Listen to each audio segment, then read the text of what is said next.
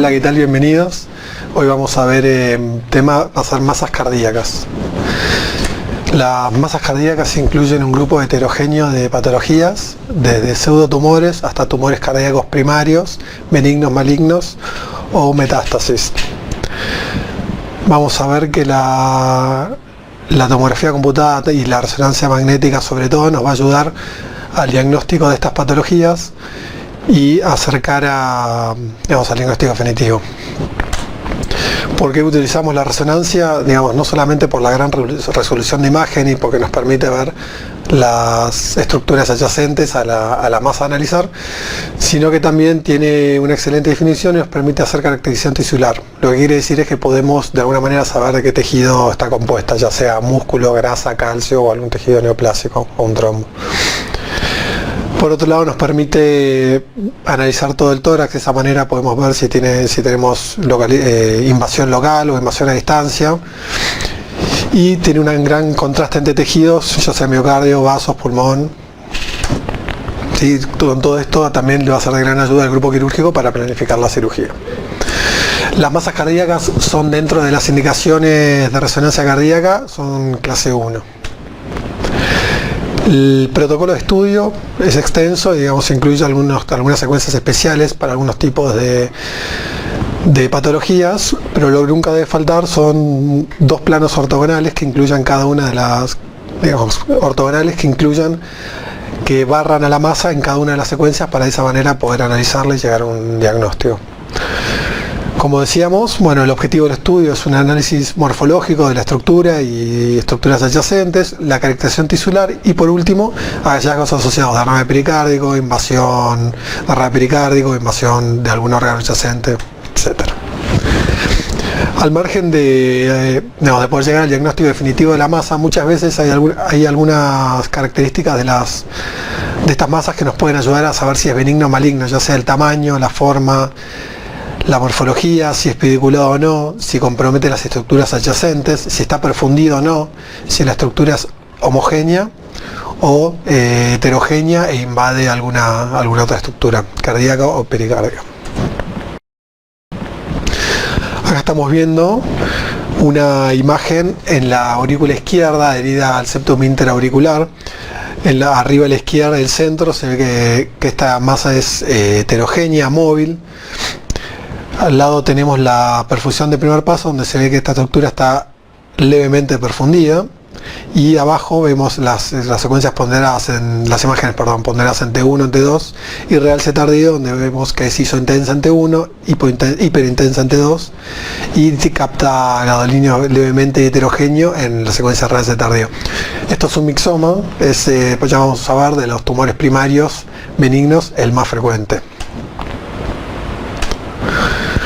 Como dijimos, es el 20-30% de las masas cardíacas y el 80% de los primarios. Lo que hace de lejos el tumor primario más frecuente.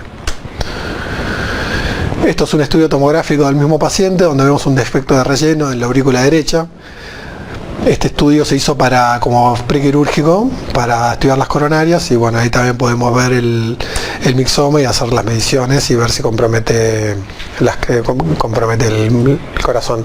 Entonces el estudio de las coronarias, donde se ve que el tronco de la coronaria izquierda, la descendente anterior, la circunfleja y la coronaria derecha son vasos que no tienen placas, así que ya con este estudio normal el paciente fue a cirugía cardíaca. Otro punto importante es la localización de la masa. Sabemos que sobre todo los tumores, ya sean benignos o malignos, tienen predisposición por alguna de las cavidades o por alguno de las estructuras cardíacas. En este caso tenemos otra masa que en este caso compromete la aurícula derecha. Vamos a ver que es una masa heterogénea. A la izquierda, se ven las secuencias de cine, donde vemos que compromete toda la pared y tiene un derrame pericárdico importante asociado con zonas de hiperintensidad, lo que nos habla de zonas de necrosis y calcificación. Ahora al lado tenemos las secuencias ponderadas en T1 y en T2, donde vemos sobre todo en T2 que es un tumor que tiene mucha intensidad, y en la secuencia de T1 vemos que también es heterogéneo en zonas de hiperintensidad. En este caso, este tumor es un angiosarcoma, que es el tumor de los malignos, el más frecuente, y vemos por último en la secuencia de realce tardío que tiene una retención de realce heterogénea, bien característica de este tumor. Por su rápido crecimiento, bueno, es un tumor que en general puede causar ya sea obstrucción, taponamiento o invasión de estructuras adyacentes. Viendo desde el punto de vista de la clasificación e incidencia, de lo que les decía antes, vamos a ver que dentro de los tumores cardíacos los primarios son de lejos más frecuentes que los malignos, los benignos más frecuentes que los malignos, y esto es el mixoma. Y cuando hablamos de los malignos, los sarcomas son los que tienen mayor incidencia, entre ellos el angiosarcoma, siempre hablando de adultos. Un punto importante es que las metástasis tienen casi son 40 veces más frecuentes que los tumores primarios, por lo que, digamos, primero deberíamos pensar en una metástasis antes que en un tumor primario. Por otro lado, también tenemos tumores pericárdicos, trombos y vegetaciones. No hay que dejar de tener en cuenta algo muy importante, que son las pseudomasas y estructuras cardíacas normales, entre ellas una red de Chiari, una crista terminalis prominente, una válvula de Eustaquio prominente. A veces son estructuras que nos hacen pensar en una masa o en una estructura neoplásica, cuando en realidad es una estructura normal del corazón. Otra estructura que muchas veces, digamos, hace que, digamos, un pedido de estudio es una grasa pericárdica muy marcada, que a veces simula alguna estructura adherida a la pared libre del ventrículo derecho. Acá estamos viendo una estructura asociada, digamos, a la pared lateral del ventrículo izquierdo. Vemos en la perfusión de primer paso que no está perfundida, y debajo se ven las secuencias de T1 y T2 a la izquierda, donde se ve que digamos que esto tiene hiperintensidad en T2, lo que nos hace pensar que esto es un líquido pericárdico, que es un quiste pericárdico. Una estructura muy frecuente de encontrar son los trombos. Digamos, siempre tenemos que pensar en esta masa cuando tenemos zonas de estasis, ya sea en FA o en un infarto importante, donde adherido a zonas de hipoquinesia. Están descritos, en la bibliografía están descritos según el tiempo de evolución, tienen distintas características. Pero bueno, tienen algunas características en común. En general las vamos a buscar siempre en la zona de estasis. Acá, como vemos, esto es un infarto anteroseptal extenso, donde se ve una masa adherida al ápex del ventrículo izquierdo y al septum. Son dos masas. Eso hizo intensa con el músculo cardíaco. La imagen de la derecha se ve ahí un poquito mejor la imagen, eso es un realce tardío, donde se ve que es una imagen redondeada adherida al ápex, y debajo tenemos tres ejes cortos con la imagen adherida al septum. Los trombos hay una secuencia particular, que es una secuencia de un realce tardío que se hace en forma precoz con tiempos de inversión largos, que de esta manera nos permite diferenciar los trombos del resto de las estructuras con relativa facilidad. Acá en la imagen de abajo a la izquierda vemos el septum con fibrosis subendocárdica prácticamente transmular, y por dentro de la misma se ve que tiene un trombo adherido. Eso es bien característico, la zona de necrosis con el trombo adherido por dentro. Bueno, siguiendo con los tumores primarios benignos, como dijimos, el mixoma muy frecuente, con menos frecuencia, alrededor del 10%, encontramos un lipoma que tiene las características de los tejidos grasos, ya sea una isointensidad, secuencia de T1 con supresión grasa, los podemos suprimir. De esta manera es bastante sencillo su diagnóstico. Siguiendo en frecuencia, el fibroelastoma papilar, un tumor muy poco frecuente, muy pequeño en general, adherido a las válvulas. Acá lo vemos muy pequeño, adherido a la válvula no coronariana. Es un tumor pequeño y móvil. En las secuencias de caracterización tisular, ahí lo vemos muy pequeñito, adherido a la válvula, en las secuencias de Spineco en T1, en T2 y en realce tardío. Son tumores fibrosos no vascularizados. Muchas veces están descritos como que en la secuencia de T2 pueden tener cierta hiperintensidad y no captan gadolinio. En general son asintomáticos, aunque pueden dar embolias, son muy móviles, menos de 1.5 centímetros, y es importante diferenciarlo de las vegetaciones, ya que estas últimas en general comprometen las válvulas, las dañan y no respetan los bordes. Con mucho menor frecuencia en niños tenemos rhabdomiomas, son tumores múltiples, tejido cardíaco, por lo que hace que tenga una intensidad similar a la del músculo cardíaco, con algo de hiperintensidad en la secuencia de T2. Siguiendo frecuencia en niños los fibromas, a diferencia del anterior, estos son tumores también que afectan en general las paredes, pero son únicos, con un centro fibrótico calcificado, lo que hace que tengan un centro bien hipointenso que retiene gadolinium luego de la inyección, y eso se debe a que ese centro tiene mucho calcio y fibrosis.